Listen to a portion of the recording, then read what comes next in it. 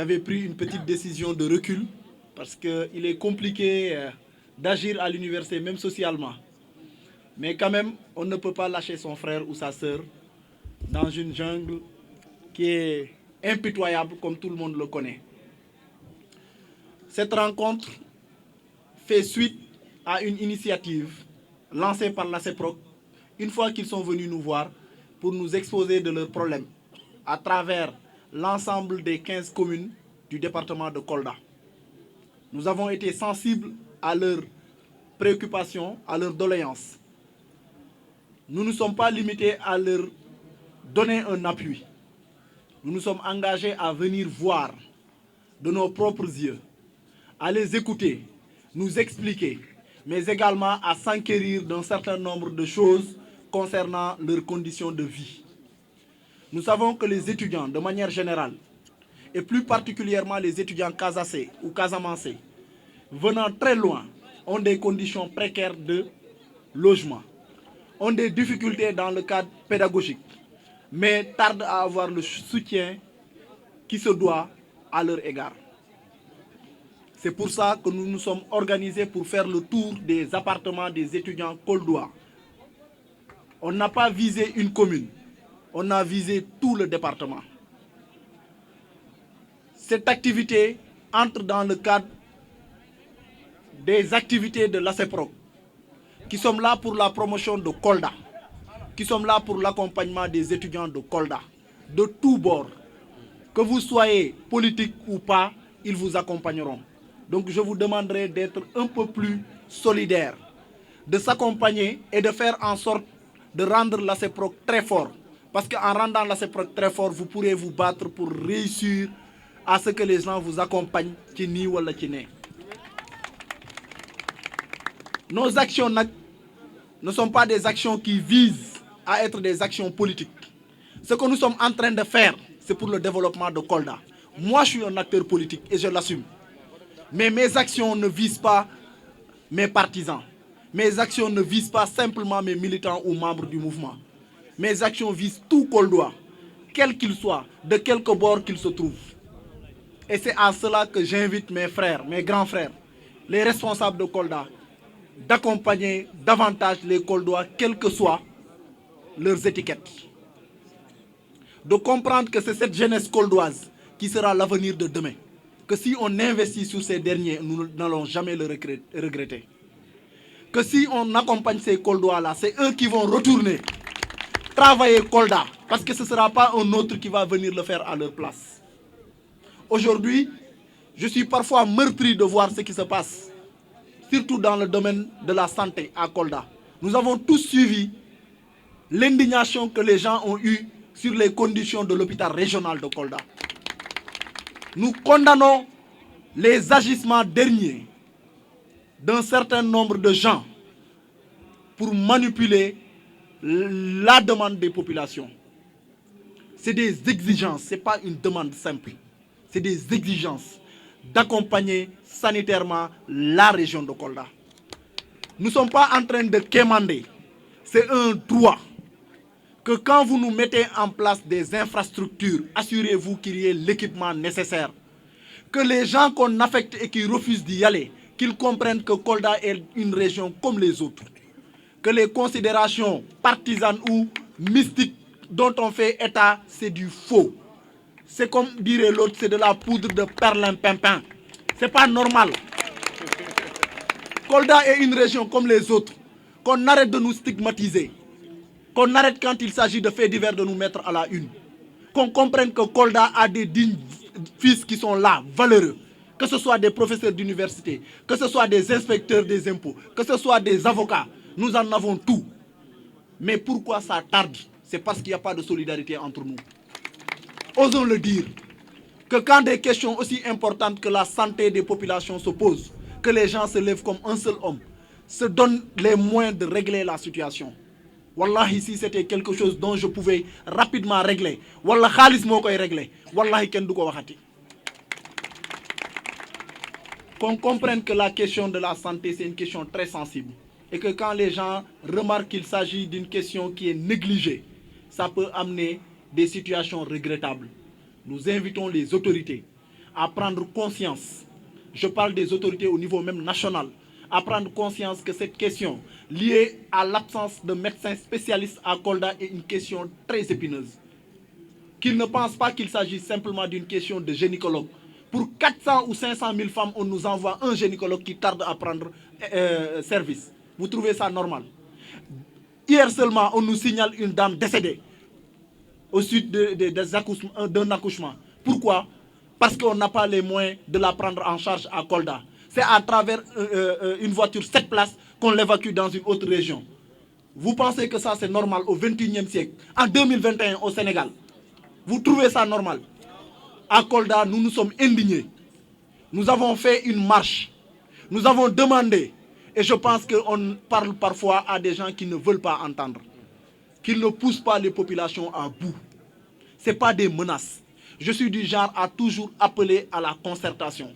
Je suis du genre à demander qu'il y ait des conciliations. Je suis du genre à demander souvent que la médiation soit mise en bandoulière. Mais parfois, il faut qu'ils comprennent qu'à l'impossible, nul n'est tenu, certes. Mais lorsqu'on pousse des gens à bout, il faudra assumer les conséquences de ce qui va se passer. Ah ouais. Nous demandons à l'autorité, surtout au ministère de la Santé, de prendre ses responsabilités pour ce qui concerne l'hôpital régional de Kolda. Au niveau de la gouvernance locale, de prendre les choses très au sérieux, que de savoir que ce qui se grogne peut être quelque chose qui retarde davantage le décollage de notre région. Qu'ils prennent les responsabilités et qu'ils envoient les services médicaux concernés, les spécialistes, les médecins, qui doivent prendre en charge la santé des populations. D'accompagner en équipement complet les populations koldoises. On est fatigué. Kolda Tampi, Kolda Mogomaï. Parce que pourquoi on ne nous accompagne pas comme ça se doit? Sur la question de la santé, c'est une question qui me tient à cœur. Il m'est difficile de m'étendre dans la presse pour parler des problèmes de Kolda.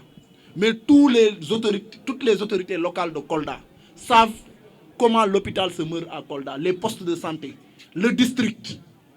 C'est des questions fondamentales qu'il faut que tout le monde se donne la main pour régler. Il ne faudrait pas que ce soit un seul groupe qui pense avoir le monopole des solutions. Il faut qu'on se concerte, qu'on se donne tous la main pour régler ces questions-là. Récemment, nous avons vu l'initiative de Mampating, qui est une commune à côté. Nous avons vu que Mampating également manque de tout. Il faut que les gens se disent la vérité. Il faut qu'on se dise la vérité. Aujourd'hui, si on ne se donne pas la main, on ne peut rien régler. Individuellement, personne ne peut régler les problèmes des Koldois.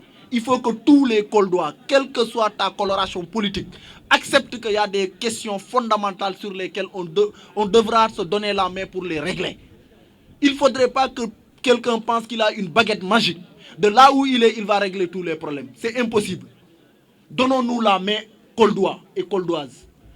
Respectons nos institutions. Faisons les choses avec la manière.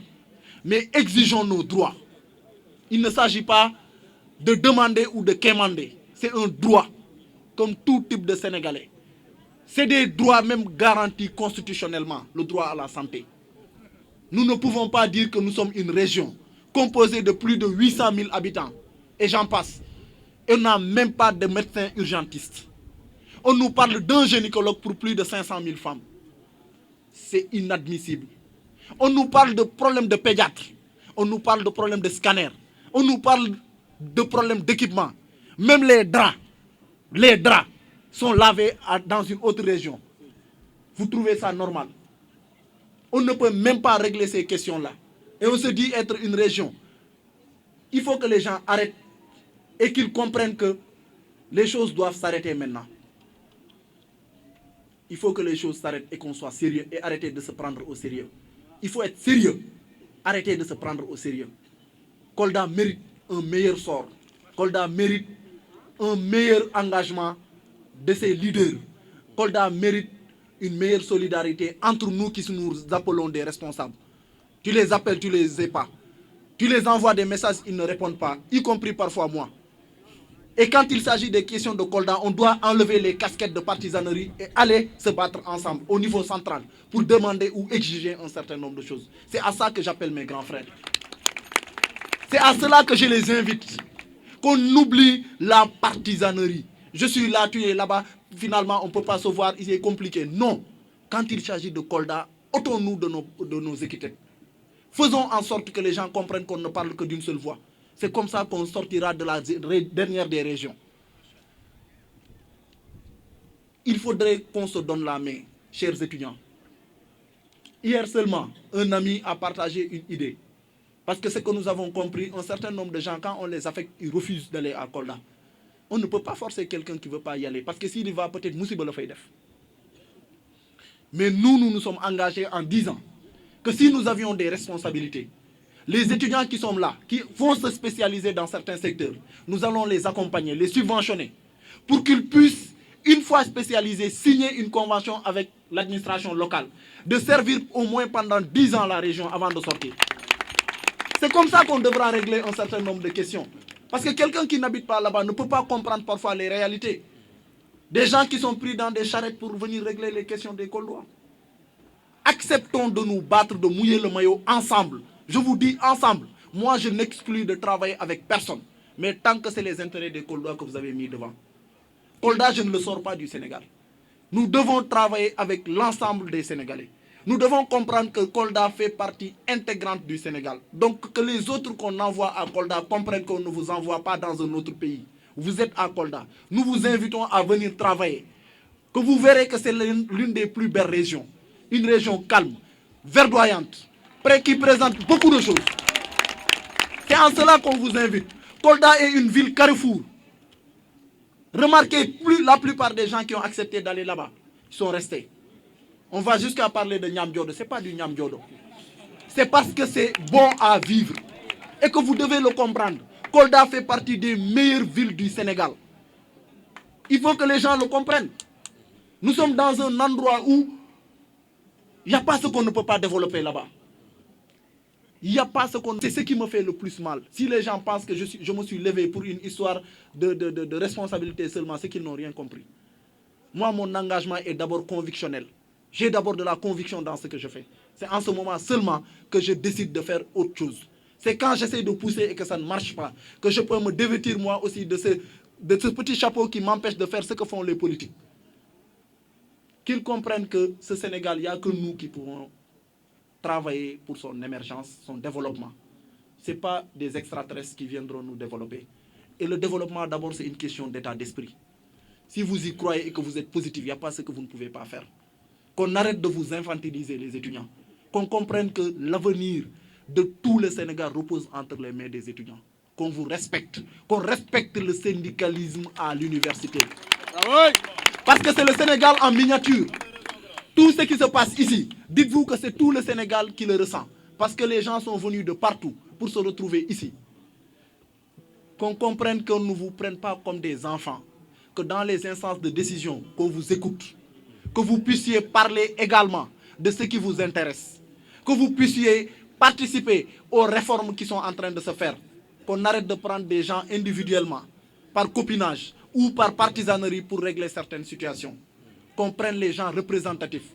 Université, xambali ma ci neex ku ne xam na kuy moromam ku ne xam na ku ko mën ku ne xam na koy àndal fii buñ ko doon jàpp jël modèle bi sax dóor ko ci biir Sénégal émergé man maa leen ko wax parce que tout le monde se connaît ici et je tiens à remercier tout le monde pour la participation à ce spécial Ndogu et je remercie particulièrement l'ASEPROC.